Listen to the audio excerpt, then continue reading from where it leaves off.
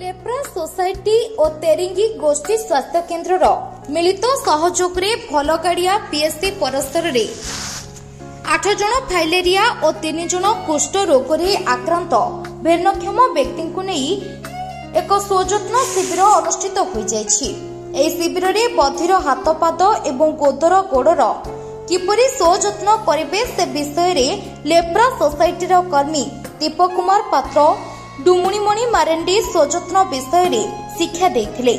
एही शिविर में भलगड़िया प्राथमिक स्वास्थ्य केन्द्र डाक्तर बेरा उपस्थित रही मागणारे एमसीआर चप्पल स्वजत्न किट बंटन करथिले एवं आशा कर्मी अंगनवाड़ी कर्मी स्वजत्न विषय में भिन्नक्षम व्यक्ति को स्वजत्न शिक्षा देबारे सहायता करथिले।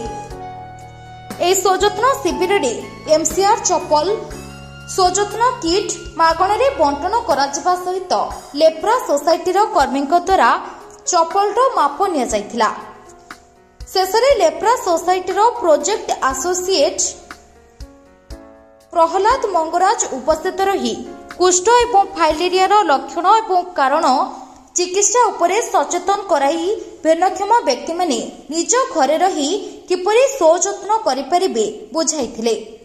शेषे समस्त को धन्यवाद देई स्वजत्न शिविर को सफल रूपायन करथिले। रायरंगपुर श्यामलेन्दु पराडांक रिपोर्ट संभव टाइम्स।